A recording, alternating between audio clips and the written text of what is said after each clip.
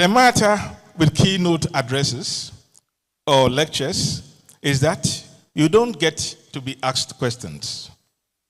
In real cases, when questions are asked, they are outlets for escape.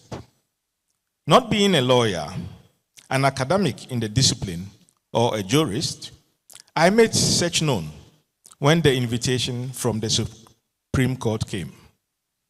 I was informed that I was invited as a contemporary historian, not in the sense of legal history, but nonetheless within the broader matrix of the social sciences. It is in this understanding that I find both my confession and my comfort in standing before you. We have come to know of two strands of history, Islamic history and ethos, which had been inspired by our pre-Gold Coast connections with the Sahel and other geographic regions, and Western or Christian historiography. The latter had been our folder or knowledge. Our varying trainings are connected to this. It could, in your case, be from the ancient learned discipline of philosophy and its evolution, the Greek philosophers who came before Marcus Cicero, Marcus Aurelius, and others of the classical regime. The continuation was through imperial and empire days. The ultimate colonial heritage of modern law is about rules and regulations that order the desired behaviors we strive for in social relations that fell on us in another way. Societies existed long before formal legal systems and from the beginning of human community. We understood norms and obligations within our own geographic areas well before Ghanaian modernity or the last century of state formation. From the Akan forest states through the savannah into the Sahel, and back across the coastal belt from Keta through Accra to Agyeman, our people lived by laws rooted in custom, memory, and social order. There were European merchants and trade envoys all the way. The Portuguese, the Dutch, the Danes, the French, and of course the English, who built and inherited from amongst themselves in the 1400s the monuments of today.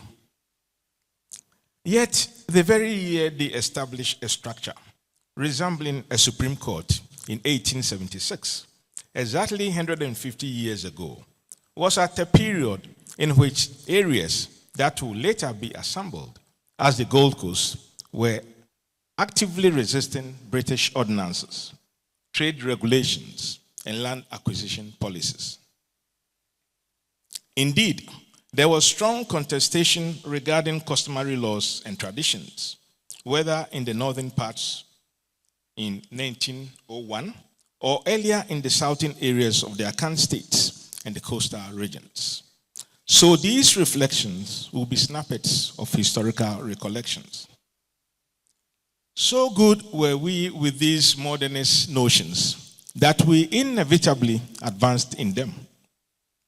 When the Supreme Court, constituted fully by the British, had operated for almost 20 years, there was the famous diplomatic delegation from the Asante Court that traveled to London, intending to protest against the invasion of Kumasi. Unable to initially find a native lawyer, the Supreme Imperial Commander, Joseph Chamberlain, ordered the invasion of Kumasi before the mission's return in 1896. The delegation had, prior to their return, found a fancy lawyer from Anomabo, Kofi Asim, who provided the needed legal services from 1892 onwards.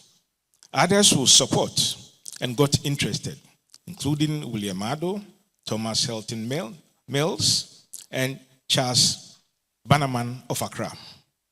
Though the last two were Gans, they also traced their roots partly to the family of the Asantini Osei Yawakutu, 1824 to 1833. That is, Osei Yawakutu is Otumfuo's direct matrilineal lineage.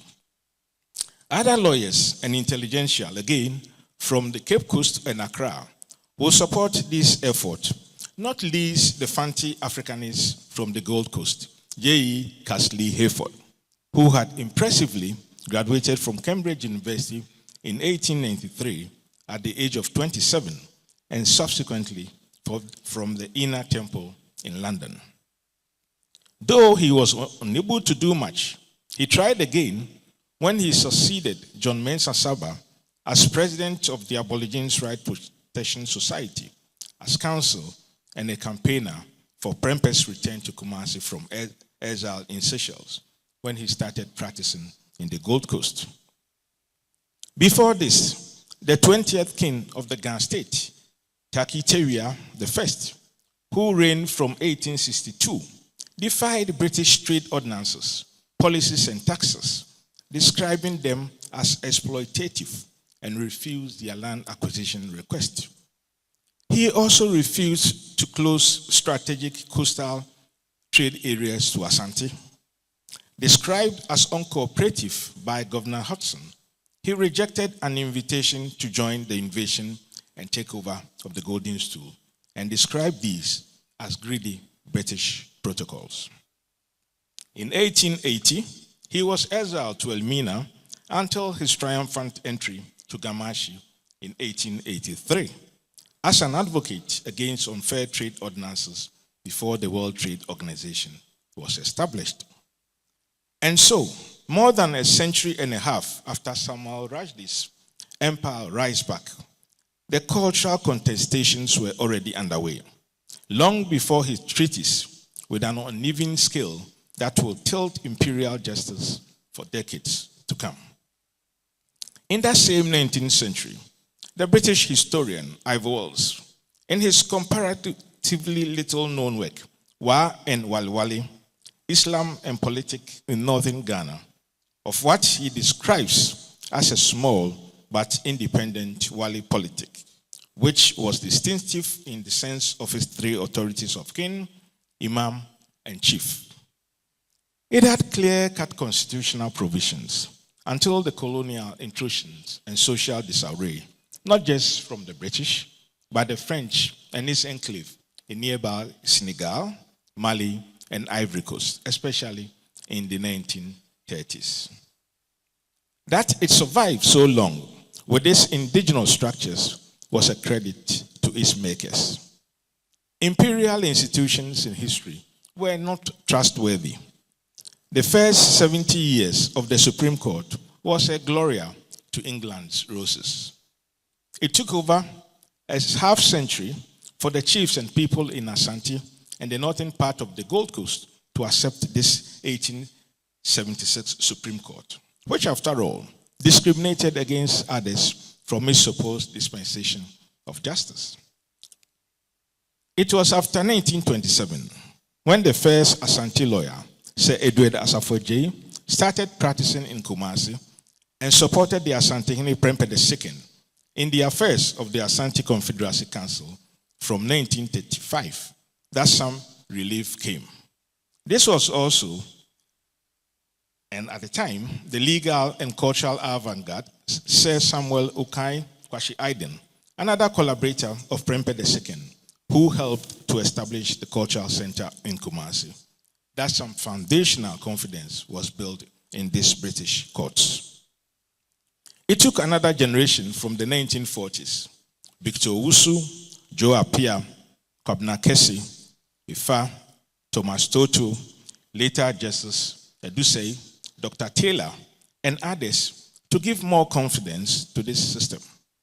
Victor Owusu at one time was described as the best lawyer Asante had produced.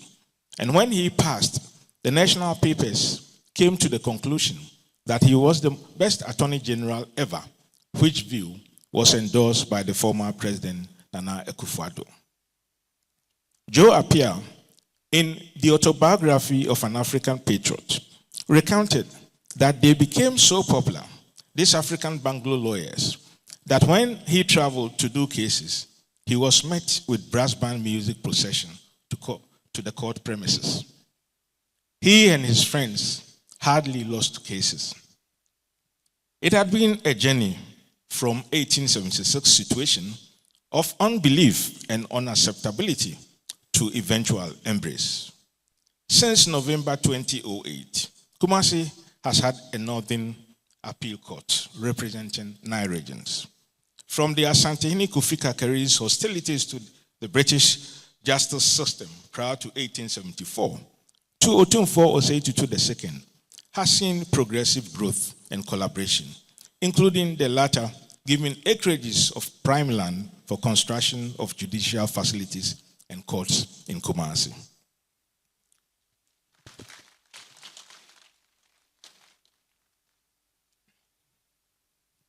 I will gladly recommend to you a manuscript I have had the opportunity of reading and soon to be published, A Practical Guide to Legal Professional Ethics and Advocacy by an appeal court judge, His Lordship Justice Nana Berimaya Kodia Opong, which looks into growth and decentralization.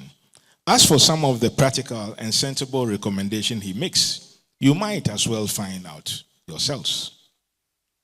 These moments and the individuals who shaped them have contributed to who you are today and of the early transformation of the Supreme Court. The Ghana Bar now numbers over 11,000 lawyers with few hundreds of judges. If we were to conduct a census of legal practice today, it is almost predictable that sooner rather than later, every household in this country could produce a lawyer. As I indicated earlier, in every era, whether ancient or modern, community systems regulated conduct and maintained order. In the medieval times in Africa and homewards to the Akan forest states of the 1600s, emerged the kingdom of Dentra in today's western region, whose ruler was a formidable Buamponsim. He created traditional trade governance systems. In the opposite direction to the east, in what is today the small town of Akwemu, would emerge another traditional power with elaborate socio-cultural institutions. Komfo Anokye's dramatic meeting with the young Asante Royal Osei Tutu is well known. After the War of Liberation, as the story is all too familiar, the two came to the realization that what Dentra and Akwemu lacked were legal institutions to strengthen governance structures, what we may call today a constitution. They concluded that empires collapse easily and societies disintegrate quickly when civil wars arise in contests where laws are not codified, largely because such norms remain unwritten and unenforced. Bosman, the Dutch trade diplomat and envoy with considerable interest in trade law, was on record to have said that by 1690, Asante was virtually unknown. By 1701, it had become the most powerful state in the Gold Coast. Many commentators attributed this to the military structures Osei Tutu developed to wage the wars, but more importantly, the legal institutions he later on built around them. The governance structures that evolved and the laws that regulated these, that is 300 years ago, were later on largely adopted by evolving traditional courts. That is the traditional laws and customs, the functional definition of marriage, family, social class, poverty, property rights, including land tenure arrangements and natural deposits and inheritance. Each of these norms had evolved from deep political and socio-anthropological values. The 777 laws of Komfo Anokye constitute the corpus of Asante and to some extent Akan. We found similar developments around the coastal cultures from Keta through the Gan states and the philosophical insights of others like King Takiteria. These norms have never been sacrosanct. They have undergone self-review, national reform, and constitutional amendments, including expansions of freedoms such as speech and religion, as well as the incorporation of international obligations grounded in fundamental human rights. When centuries later, we promulgated the Constitution of the Fourth Republic in 1992, we did not rely solely on inherited colonial knowledge or the professional expertise of the intelligentsia. We also drew upon the centuries-old traditions of chiefship, which the modern Constitution itself acknowledges and affirms. Some of the leaders involved in the making of the Constitution were themselves royals, grounded in these older traditions, yet carrying additional identities as modern professionals, including UN consultants. Among them was Nana SKB Asante, who led the process in 1991 as chairman of the Committee of Experts. I also recall another key figure who chaired the business committee of the subsequent Consultative Assembly, the Dwabinhini Nana Otiosrebo, who will later become the chairman of the Council of State, drawing on the same enduring values of the traditional past and heritage. There were members of the regional and national houses of chiefs involved, and if my recollection serves me right, the Ghana Bar Association boycotted the process. Some of your senior and diseased members felt offended with the inclusion of market women and traders for an exercise whose outcome had implications on them as well. The 1992 Constitution has endured for 30 years, the longest surviving constitutional order in nearly 70 years of post-colonial governance. And the Supreme Court has worked with it as faithfully and effectively as it could. On 2 occasions, when this country stood on the brink of presidential electoral disputes with the potential to descend into conflict and destruction, the court delivered stabilizing judgments rather than the partisan outcomes sought by either the MPP or the NDC. In doing so, it preserved the peace and safeguarded the republic.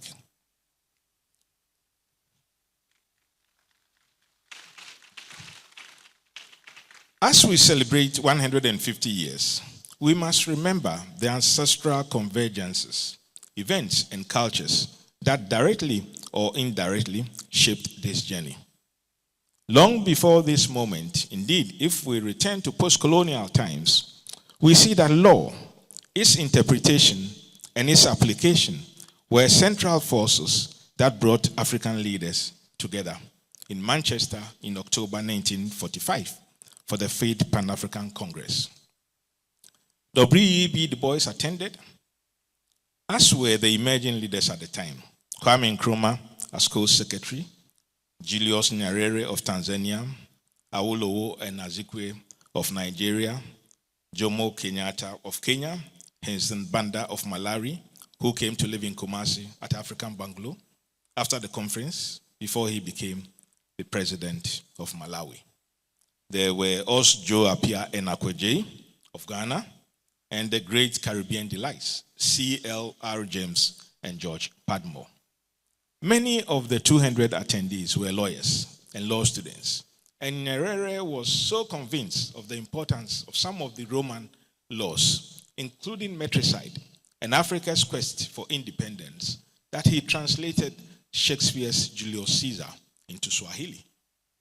Even Nkrumah, solid as he was intellectually, thought he needed a PhD in law from the London School of Economics before finally coming home. If the Gold Coast and Africa were to be independent in the 1960s, it was not just on the face of it, as the same law was to be realigned for development. Land economy and ownership, which for centuries had been controlled by chiefs based on traditional family and state customs. How then will these realignments remain compatible with the transition from an agrarian economy to a modern system of estate and commercial production, one driven by cash crops such as cocoa for export and the rise of capital-intensive cultivation? A good part of the Supreme Court's work has also been the resolution of disputes over inheritance, and claims to traditional leadership and land, matters whose potential to trigger conflicts has always been present. Every region in this country has had chieftaincy disputes ending up at the Supreme Court on these. And the most protracted one, including those of Dabon and Boko, until recently, had been pending for over 70 years. Law and Supreme Court rulings could be another aspect of growth, from interest rates, balanced money supply at central banks, and international financial intermediation, with implications on loans and debt sustainability, all of which are getting complex. From when Queen Victoria's Jewish Prime Minister, Benjamin Disraeli, first used the sovereignty of the United Kingdom without paying a pound as a shareholding instrument or equity 167 years ago during the construction of the Suez Canal, it's become more than an economic intelligence or tool. The tool has developed legal rings in multilateral agreements. Many central banks today have large legal departments dealing with economic governance and interpretation by the Supreme Court sometimes. Notwithstanding that, we also know that systems are human creations. Opemsuo Tutu the first understood these principles in the formidable laws he established. Yet, even that foundation, Ashanti experienced a prolonged civil war in the 1820s.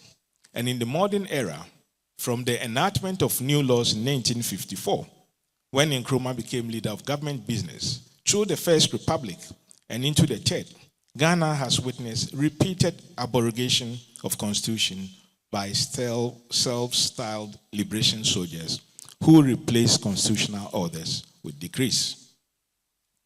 In those circumstances, the maxim that the law is in the bosom of the judge could not hold. Instead, what emerged was martyrdom in the bosom of the nation itself, culminating in the institution of Martyrs' Day on 30th of June 1982, in remembrance of the Jews who were murdered in cold blood. In the mid-1980s, the former president of the Ghana Bar Association, the distinguished Joe Appiah, reflected on the meaning of freedom in one of his short essays, Who is Free?, written in the aftermath of the murders of Justice Fred Poku Sarkodie, Justice Cecilia Cranton Addo, Justice Kojo Eje Ejapon, and Major retired Sam Akwa. He recounted an encounter with a commercial driver who had parked at a chop bar. His vehicle boldly inscribed with the haunting question, "Who is free?" When out of curiosity, he asked the driver what might have motivated those words. His countenance changed. He said, "You can see I am an ordinary driver, not usually counted among those who matter in this society. A few months ago, just before my uncle bought me this vehicle, it was reported that 3 high court judges and a retired army major had been abducted from their homes and brutally murdered and their bodies burnt. If these important people in the society can suffer such fates, who is free in this country?" The driver told Joe Appiah. 150 years have given us pride in professional growth and have carried us through the challenging transition from traditional laws and ordinances into modern legal system. They have left us also with the enduring unanswered question, who is free? It is a question that continues to shape our understanding of the rule of law and judicial independence. It echoes through the experience of just and unjust laws, through the conduct of fair-minded authorities at the apex of public life, and through the postures of political apologists who stand on the horizon of national discourse. My grandfather, Thomas Boitin, a Chivili of the French Order of Arts and Letters, who co-founded the Alliance Française and was in the 1990s a close housemate of Kwame Nkrumah at Agri House at the Prince of Wales College, now Achimota School. He completed his studies with Kwabena Akukosa at the University of Durham in England at different times. When that generation returned to the Gold Coast, they reimagined an independent nation with integrity and boldness. Nkrumah appointed Sir Akukosa as his first Ghanaian Chief Justice in March 1957. It was a major phase of the Supreme Court's evolution. Akukosa knew the political temperature in Ghana in 1962, and the fact that he could easily lose his position, as Nkrumah was expecting nothing short of the conviction of all 5 defendants in the Kulungugu trial. A prelude to that situation a year earlier, in 1961, was the classical Ray Akoto and 7 others, which most of us learned in government studies, in which J.B. Dankwa, before the Supreme Court, was told that the Preventive Detention Act was not against the Constitution of Ghana, as Nkrumah thought so too. Akukosa's unconstitutional removal, which he anticipated, according to my grandfather's tale, was a sacrifice he made for what he called the ethical future. Supreme Courts can be vexatious, especially against political filaments that cannot sometimes afford restraint. The considered apostle of political liberty, Prime Minister K.A. Buzia, with his no court pronouncement against Salah, as the court sought to protect the independence of public service, was troubling, even if sometimes cited out of context, as some defendants say. It means the Supreme Court can participate in legacy labels that politicians without patient capital can regret, and then it gets registered, not in the forgetfulness of history. If sometimes there is depreciation of boldness and integrity between the court and chiefship, as is imputed this day by some, the restoration of appreciation is in your hands. And the old fashion of integrity and boldness should still color the laws and judgments in your bosom.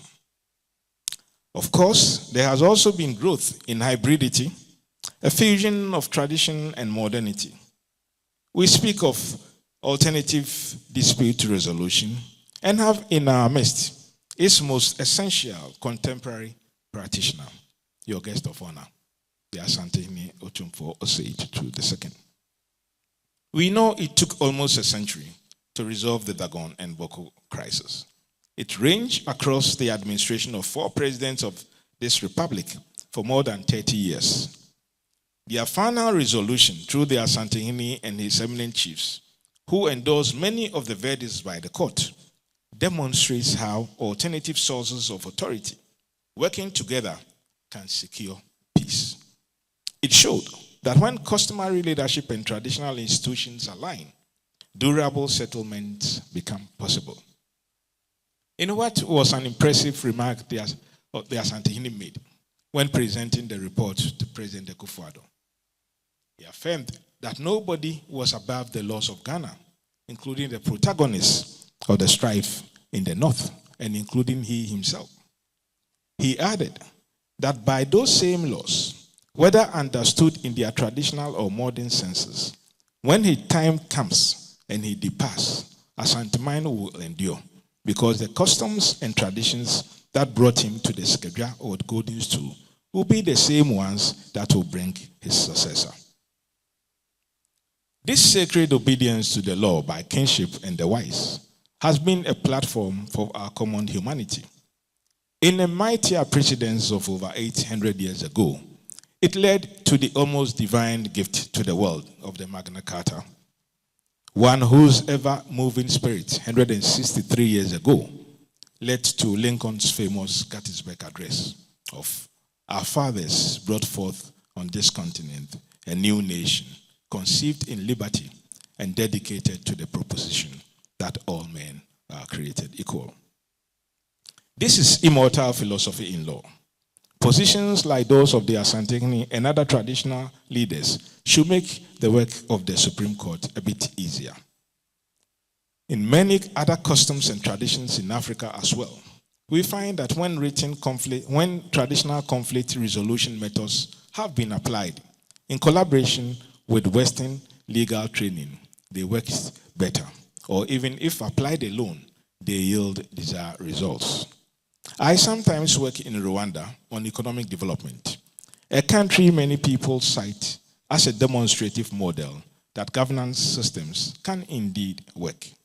In doing so, many commentators overlook one of its most profound contributions, the Gagasa courts, based on an indigenous Rwandan concept focused on reconciliation and forgiveness, emphasizing voluntary acknowledgement of wrongdoing and restoration of relations.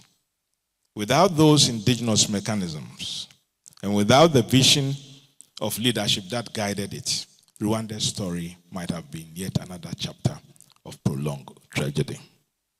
Since you are here, of all places, you may be indulging a little proverb. Humenisu mami tina chimi enunam.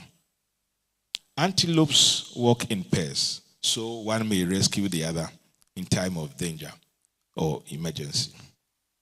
In his 2025 Nobel Prize in Literature acceptance speech titled Enough About Angels, the Hungarian novelist Elke sought to deepen the meaning of this century-old proverb in his English cultural context.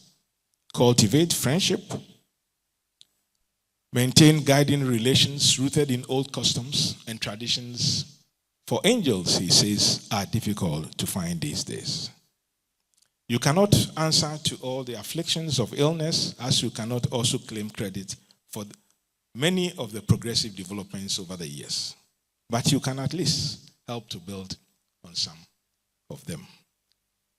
I don't think judges and lawyers are people who easily take the advice of lay people.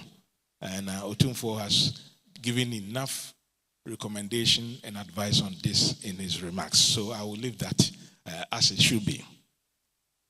This probably is also my only opportunity to speak to you with confidence, even if with a touch of pomposity, if it comes across as such, without contempt being imputed to me. And I pray that nothing in this life will ever compel me to stand before you when you sit upon your benches. I do not intend to come to you by any chance. Happy celebrations.